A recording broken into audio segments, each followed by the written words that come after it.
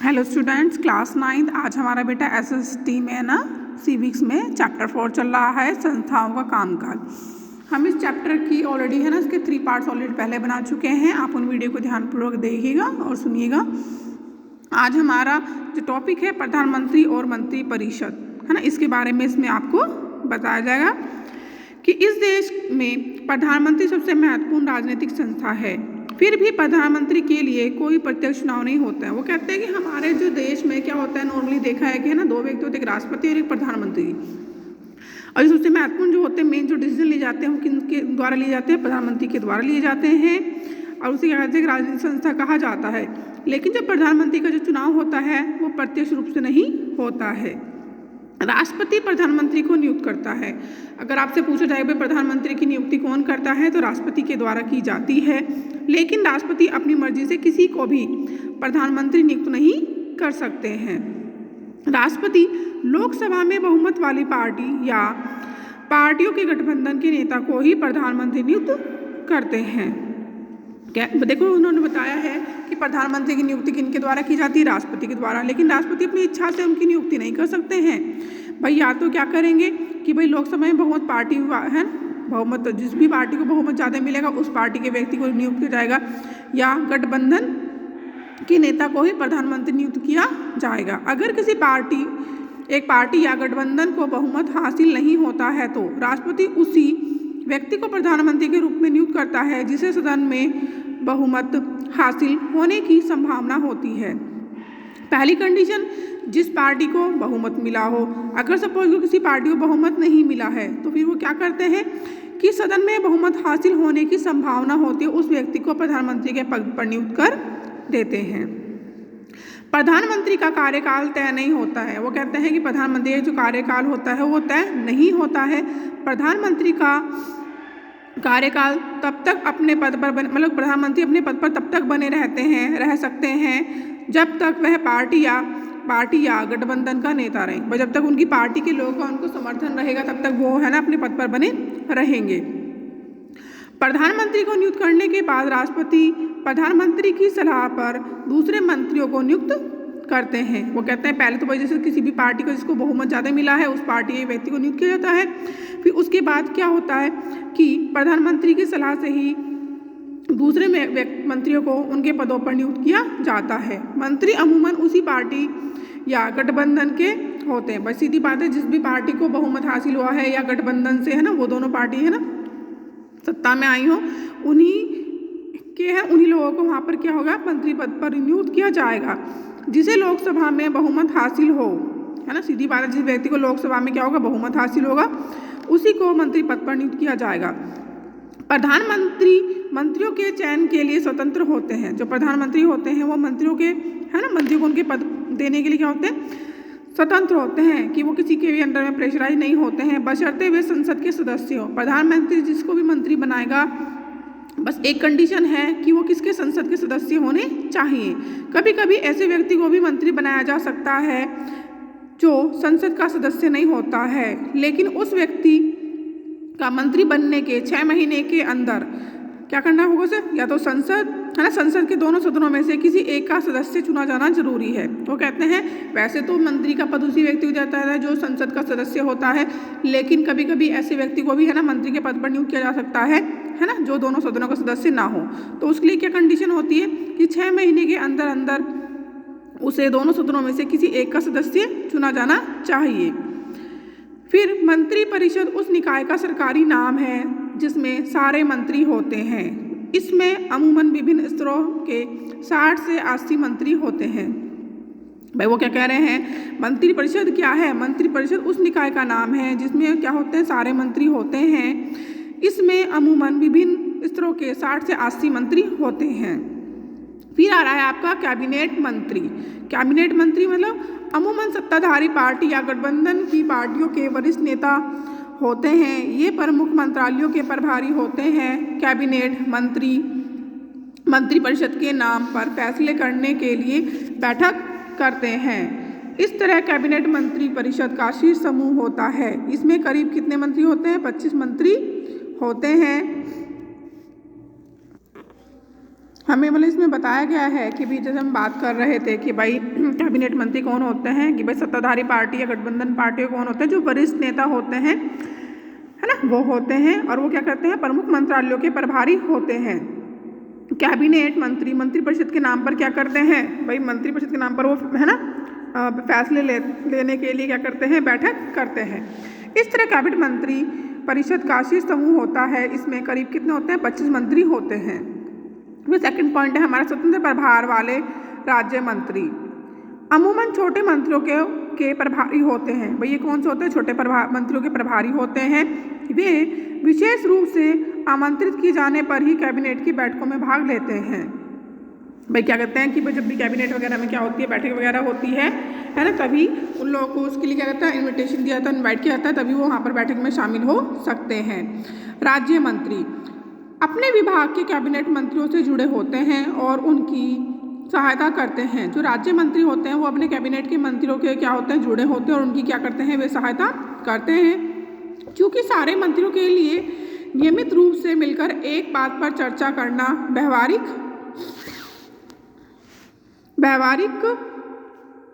नहीं है, लिहाजा फैसले कैबिनेट बैठकों में ही किए जाते हैं। वो कहते हैं कि भाई जैसे ये राज्य मंत्री वगैरह क्या कहते हैं कि अपने विभाग के कैबिनेट मंत्रियों से जुड़े होते हैं और उनकी सहायता करते हैं। अपने जो कैबिनेट मंत्री होते हैं उनकी वो हेल्प करते हैं, सहायता करते हैं। सारे मंत्री क्या करते हैं, नियमित रूप से मिलकर किसी भी भाई टॉपिक पर, किसी भी चर्चा पर क्या करते हैं, बात करते हैं। और चर्चा करना व्यवहारिक नहीं है, लिहाजा फैसले कैबिनेट बैठकों में ही किए जाते हैं। भाई कैबिनेट की जहाँ बैठक वगैरह होती है वहाँ पर ही है ना, किसी मुद्दे को डिस्कस किया जाता है, फिर फैसला लिया जाता है। इसी वजह से अधिकांश देशों में संसदीय लोकतंत्र को सरकार का कैबिनेट रूप कहा जाता है। संसदीय लोकतंत्र को सरकार का क्या कहा जाता है, कैबिनेट रूप कहा जाता है। कैबिनेट टीम के रूप में काम करती है। कैबिनेट कैसे करती है कि भाई एक टीम के रूप में सभी लोग एक साथ मिलकर कार्य करते हैं। मंत्रियों की राय और विचार अलग अलग हो सकते हैं, लेकिन सबको कैबिनेट के फैसले की जिम्मेदारी लेनी होती है। भाई ठीक है, सभी लोग है ना अलग अलग के हो सकता है कि भाई विचार वगैरह ना मिले, लेकिन क्या होता है कि भाई कैबिनेट क्या करती है, कैबिनेट के फैसले की जिम्मेदारी सभी व्यक्तियों को मिलकर लेनी होती है। भले ही कोई फैसला किसी दूसरे मंत्रालय या विभाग का हो, लेकिन कोई भी मंत्री सरकार के फैसले की खुलेआम आलोचना नहीं कर सकता है। भाई सभी मंत्री क्या होता है कि सभी मंत्रियों को कैबिनेट के द्वारा जो फैसले लिए जाते हैं उनको मानना पड़ता है ना, मानना भी चाहिए। और वह खुले रूप में, खुलेआम उसकी आलोचना, उसकी है ना आलोचना नहीं कर सकती है। हर मंत्रालय में सचिव होते हैं जो नौकरशाह होते हैं। ये सचिव फैसला करने के लिए मंत्री को जरूरी सूचना मुहैया कराते हैं। भाई हमारे हर मंत्रालय में क्या होते हैं, जो नौकरशाह होते हैं, ये सचिव फैसला करने के लिए क्या करते हैं, मंत्रियों को जो जरूरी सूचना होती है वो मुहैया करवाते हैं। टीम के रूप में कैबिनेट की मदद कैबिनेट सचिवालय करता है। भाई टीम के रूप में कैबिनेट की मदद कौन करता है, कैबिनेट सचिवालय करता है। उसमें कई वरिष्ठ नौकरशाह शामिल होते हैं जो विभिन्न मंत्रालयों के बीच समन्वय स्थापित करने की क्या करते हैं, कोशिश करते हैं। भाई नौकरशाह, वरिष्ठ नौकरशाह वाले कौन होते हैं कि भाई जो क्या कहते हैं कि हमने पढ़ा था इससे पहले है ना, वीडियो में हमने देखा था कि भाई हमारे इसके भाई एक तो राजनीतिक है ना ग्रुप होता है और दूसरा क्या होता है कि भाई वहाँ पे स्थायी सदस्य होते हैं। तो स्थायी सदस्य होते हैं वो क्या होते हैं कि भाई कोई भी पार्टी वर्किंग में हो, है ना, रहे या चली जाए, तो वे लोग क्या करते हैं, अपने पदों पर बने रहते हैं और तो वो अपने अपने कार्य ना करते रहते हैं। फिर वो क्या करते हैं, प्रधानमंत्री के अधिकार। भाई प्रधानमंत्री के इसमें अब अधिकार बताए गए हैं कि भाई उनके क्या क्या अधिकार होते हैं, है ना, वो सब आप ध्यान से सुनेंगे। संविधान में प्रधानमंत्री या मंत्रियों के अधिकारों या एक दूसरे से उनके संबंध के बारे में बहुत कुछ नहीं कहा गया है। भाई संविधान में भाई प्रधानमंत्री है ना, उनके जो मंत्री, मतलब प्रधानमंत्री उनके मंत्री हैं, उनके अधिकारों बारे में ज़्यादा कुछ नहीं कहा गया है।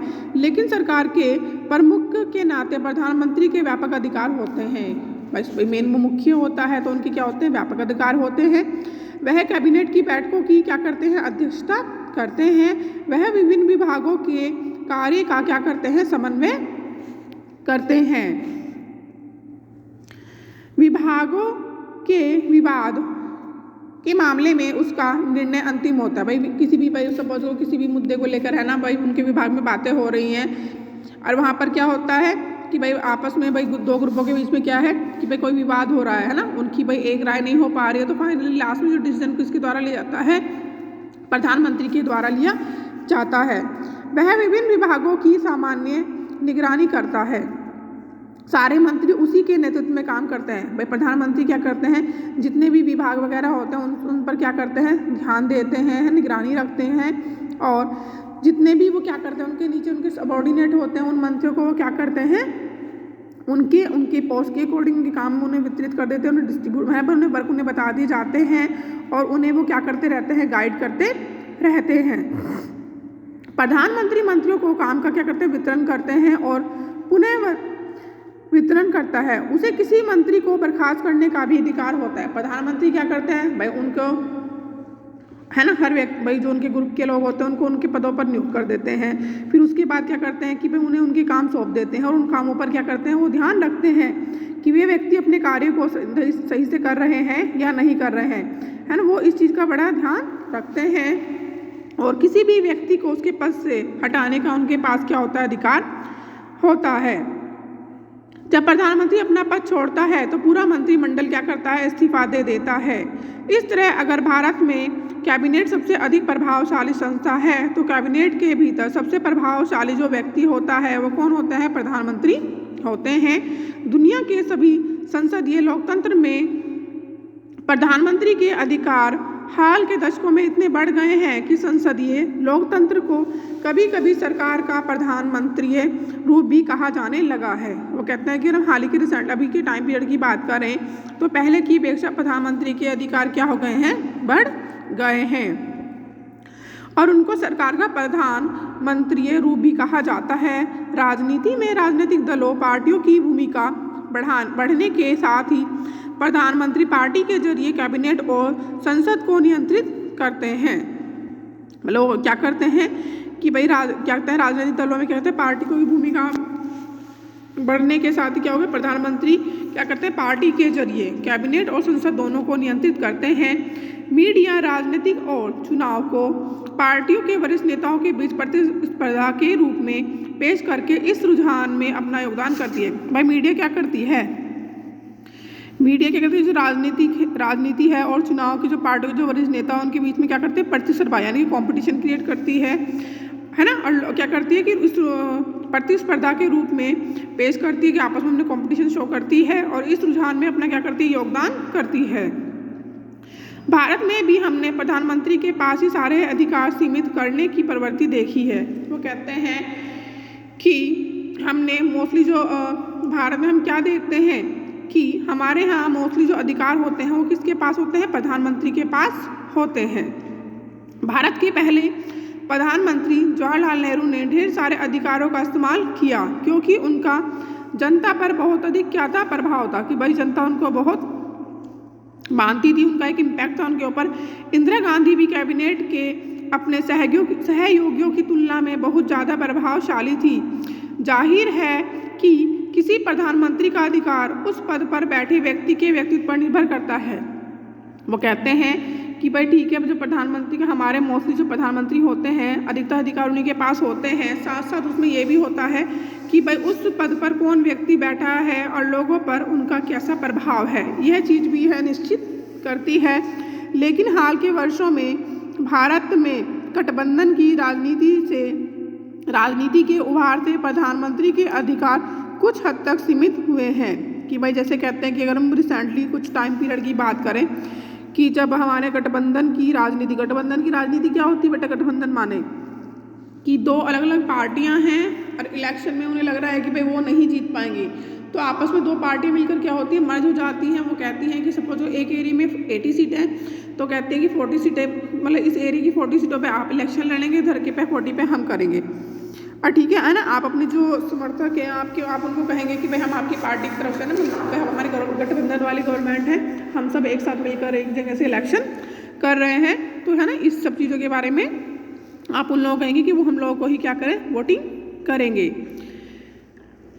गठबंधन सरकार का प्रधानमंत्री अपनी मर्जी से फैसले नहीं कर सकता। भाई जो कहते हैं कि जो गठबंधन वाली जब गवर्नमेंट होती है तो वहाँ पहले अगर सपोज को कोई एक पार्टी का व्यक्ति, एक लीडर है, वो प्रधानमंत्री के पद पर है तो फ्रीली है ना स्वतंत्र रूप से किसी भी डिसीजन को ले सकता है। लेकिन गठबंधन वाली सरकार में क्या होता है कि प्रधानमंत्री अकेले फैसले नहीं ले सकते हैं, उसे अपनी पार्टी के भीतर विभिन्न समूह और गुटों के साथ गठबंधन की साझेदारी की राय भी माननी होगी। बस सीधी बात है, जब गठबंधन वाली गवर्नमेंट होगी तो जाहिर है कि भाई जो दो पार्टी मिल है ना, दो पार्टी मिलकर उन्होंने आपस में गठबंधन किया है तो वो लोग आपस में क्या करते हैं, आपसी सहमति से है ना किसी भी मामले पर निर्णय ले सकते हैं।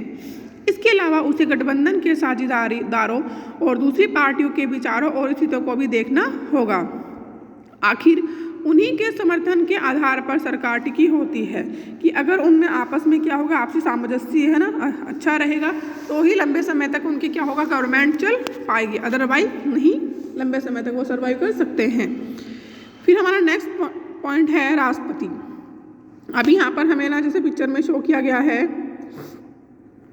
कि हमने कहाँ पढ़ा भाई गठबंधन वाली सरकार के बारे में पढ़ा है ना, ये सब चीज़ें पढ़ी है। जैसे कि प्रधानमंत्री और राष्ट्रपति के लिए हमेशा पुल्लिंग इस्तेमाल क्यों होता है, मतलब क्वेश्चन पूछ रहा है ना। राष्ट्रपति के बारे में क्या बता रहे हैं, एक और जहाँ प्रधानमंत्री सरकार का प्रमुख होता है वहीं राष्ट्रपति राष्ट्र का क्या होता है, अध्यक्ष होता है। हमारी राजनीतिक व्यवस्था में राष्ट्र अध्यक्ष केवल नाम के अधिकारों का प्रयोग करता है। भारत का राष्ट्रपति ब्रिटेन की महारानी की तरह होता है जिसका काम अलंकारिक अधिक होता है। वो कहते हैं कि राष्ट्रपति का इसमें अर्थ क्या बताया कि वो किसी भी राष्ट्र का अध्यक्ष होता है जो उस राष्ट्र को क्या करता है ना भाई, वो नाम के रूप में दिखाया गया है कि हमारे यहाँ जो भारत की गवर्नमेंट है यहाँ पर मोस्टली जो राइट्स होते हैं वो किसके पास होते हैं, प्रधानमंत्री के पास होते हैं। फिर इसमें वो एग्जाम्पल दे रहे हैं कि जैसे कि ब्रिटेन की महारानी की तरह ही, जैसे कैसे क्या बोलते हैं कि एज अलंकारिक के रूप में है ना अधिक काम होता है। राष्ट्रपति देश की सभी राजनीतिक संस्थाओं के काम की निगरानी करता है। जो राष्ट्रपति होते हैं वो हमारे देश की जितनी भी राजनीतिक संस्थाएं हैं उनके कामों की क्या करते हैं, निगरानी करते हैं ताकि वे राज्य के उद्देश्य को हासिल करने के लिए मिलजुल कर काम कर सके। राष्ट्रपति का चयन जनता द्वारा प्रत्यक्ष रूप से नहीं किया जाता है। संसद सदस्य और राज्य की विधानसभाओं के सदस्यों से चुनते हैं। राष्ट्रपति का चुनाव किसके द्वारा किया जाता है कि भाई राष्ट्रपति का जो चुनाव होता है वो प्रत्यक्ष रूप से नहीं होता है ना, वो किसके द्वारा, संसद सदस्य और राज्य की विधानसभाओं के सदस्यों से चुनते हैं। भाई संसद सदस्य प्लस राज्यसभाओं के है ना विधानसभा सदस्यों ने चुनते हैं।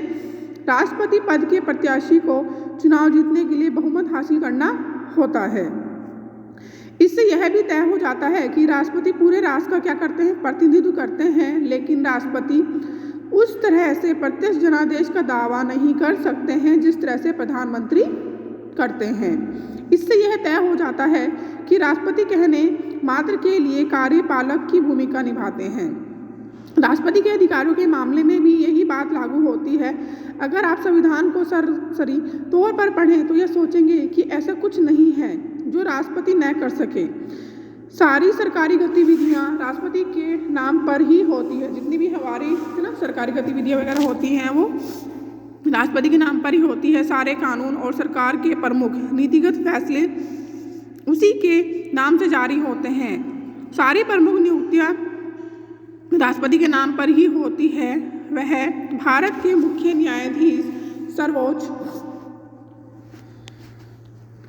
न्यायालय और राज्य के उच्च न्यायालयों के न्यायाधीशों, राज्यपालों, चुनाव आयुक्तों और दूसरे देशों में राजदूतों आदि को नियुक्त करते हैं। भाई राष्ट्रपति के द्वारा किन किन को नियुक्त किया जाता है, जिसे इसमें बताया गया है कि वह भारत के मुख्य न्यायाधीश, सर्वोच्च न्यायालय और राज्य के उच्च न्यायालयों के न्यायाधीशों, राज्यपालों, चुनाव आयुक्तों और दूसरे देशों के राजदूतों की भी नियुक्ति करते हैं। सभी अंतर्राष्ट्रीय संधियां और समझौते उसी के नाम से होते हैं। भारत के रक्षा बलों का सुप्रीम कमांडर राष्ट्रपति ही होता है। अब इसमें क्वेश्चन आया कि भारत के रक्षा जो बलों का सुप्रीम कमांडर कौन होते हैं, वो राष्ट्रपति होते हैं। लेकिन हमें यह याद रखना चाहिए कि राष्ट्रपति इन अधिकारों का इस्तेमाल मंत्री परिषद की सलाह पर ही करते हैं। देखो उसमें बताया गया कि भाई राष्ट्रपति के द्वारा क्या क्या कार्य किए जाते हैं और उनके नाम पर क्या क्या कार्य किए जाते हैं। वो कहते हैं वो किसी भी फैसले को जो लेते हैं वो किसकी सलाह पर करते हैं, मंत्रिपरिषद की सलाह पर ही करते हैं। राष्ट्रपति मंत्रिपरिषद को अपनी सलाह पर पुनः विचार करने के लिए कह सकते हैं, लेकिन अगर वही सलाह दोबारा मिलती है तो वह उसे मानने के लिए क्या हो जाते हैं, बाध्य हो जाते हैं। कि भाई मंत्रिपरिषद के द्वारा कोई भी सलाह ली जाती है तो कहते हैं कि राष्ट्रपति के द्वारा उसको मानना क्या हो जाता है, बाध्य हो जाती है। यहाँ पर जो पिक्चर दिखाई गई है, राष्ट्रपति हमारे कौन है, श्री रामनाथ कोविंद 30 मई 2019 को राष्ट्रपति भवन में श्री नरेंद्र मोदी को प्रधानमंत्री पद की शपथ दिलाते हुए। तो प्रधानमंत्री को जो उनकी लिए शपथ दिलाते हैं वो कौन दिलाते हैं, राष्ट्रपति के द्वारा दिलाई जाती है। ये पिक्चर में शो किया गया है। इसी प्रकार संसद द्वारा पारित कोई विधेयक राष्ट्रपति की मंजूरी के बाद ही कानून बनता है। वो कहते हैं कि संसद में अगर कोई भी, सपोज गवर्नमेंट को कोई भी नया कानून बनाना है या किसी भी नए पुराने कानून में संशोधन वगैरह करना है तो कहते हैं कि वहाँ पे संसद के दोनों, लोकसभा और राज्यसभा, दोनों सदनों के सदस्य प्लस राष्ट्रपति, है ना, आपस में जिस भी मतलब अगर उसमें कोई मुद्दा रखा गया है उस पर उन्हें बहुमत हासिल हो जाता है, फिर उसके बाद राष्ट्रपति की मंजूरी के बाद ही उसको लागू किया जा सकता है। अगर राष्ट्रपति चाहे तो उसे कुछ समय के लिए क्या कर सकते हैं, रोक सकते हैं। भाई कोई भी राष्ट्रपति के द्वारा भाई कोई भी वो नया नियम बनाना चाहते हैं, है ना, और संसद में उसे कोई भी कानून क्या होता है पारित, कोई भी कानून पारित कहाँ से होता है, वो संसद में पारित किया जाता है। विधेयक राष्ट्रपति की मंजूरी के बाद ही उस कानून को बनाता है और राष्ट्रपति चाहे तो उसे कुछ समय के लिए क्या कर सकते हैं, रोक सकते हैं। वह विधेयक पर पुनः विचार के संसद में वापस भेज सकता है, लेकिन अगर संसद दोबारा विधेयक पारित करती है तो उसे उस पर क्या करने होते हैं, हस्ताक्षर करने ही पड़ते हैं। तो आप सोच रहे होंगे कि राष्ट्रपति करता क्या है, क्या वह अपने विवेक से भी कुछ कर सकता है? एक महत्वपूर्ण चीज है जो उसे स्वयं विवेक से करनी चाहिए, प्रधानमंत्री की नियुक्ति। जब कोई पार्टी या गठबंधन चुनाव में बहुमत हासिल कर लेता है तो राष्ट्रपति के पास कोई विकल्प नहीं होता है, उसे लोकसभा में बहुमत वाली पार्टी या गठबंधन के नेता को प्रधानमंत्री क्या करना होता है, नियुक्त करना होता है। जब किसी पार्टी या गठबंधन को लोकसभा में बहुमत हासिल नहीं होता है तो राष्ट्रपति अपने विवेक से काम लेता है ना, काम लेते हैं। वह ऐसे नेता को नियुक्त करते हैं जो उसकी राय में लोकसभा में बहुमत क्या कर सकते हैं, जुटा सकते हैं। ऐसे मामले में राष्ट्रपति नवनियुक्त प्रधानमंत्री से एक तय सीमा के अंदर लोकसभा में बहुमत साबित करने के लिए कहते हैं। मतलब इसमें ये बताया गया है कि भाई देखो ठीक है, कोई भी गवर्नमेंट है उसमें जो है ना होते हैं कि सारे अधिकार किसके पास है, ये सब चीज़ें बताई गई हैं। वो कहते हैं कि भाई देखो सारे अधिकार मोस्टली जो मेन होते हैं वो प्रधानमंत्री के पास होते हैं, पर राष्ट्रपति जी क्या करते हैं कि पुनः विचार करने के लिए, है ना, उस भाई कोई भी चीज़ कह रहे हैं वो उससे कह सकते हैं, फिर जो वो दोबारा से उनको उसी बारे में वही भाई जो उनके सामने पहले है ना उन्होंने अपने विचार रखे थे, फिर वो दोबारा वो आते हैं तो राष्ट्रपति जी को उन पर क्या करने होते हैं, अपने मोहर लगानी है ना, उनके हस्ताक्षर करने पड़ते हैं।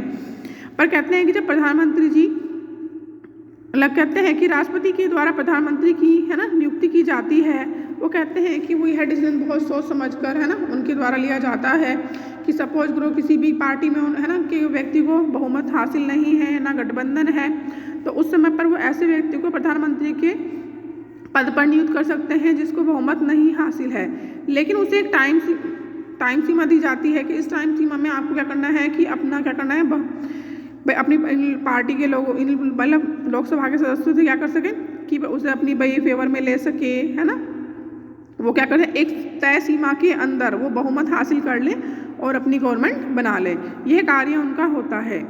बच्चों आप इस वीडियो को ध्यानपूर्वक सुनेंगे और देखेंगे, कहीं पर भी कोई डाउट है तो आप हमसे पूछ सकते हैं, और जो चीज़ें मेन होती हैं इंपॉर्टेंट होती हैं आप उनके नीचे अंडरलाइन अवश्य करेंगे। आप चैप्टर को अपनी बुक में ध्यानपूर्वक पढ़ेंगे। Bye, take care.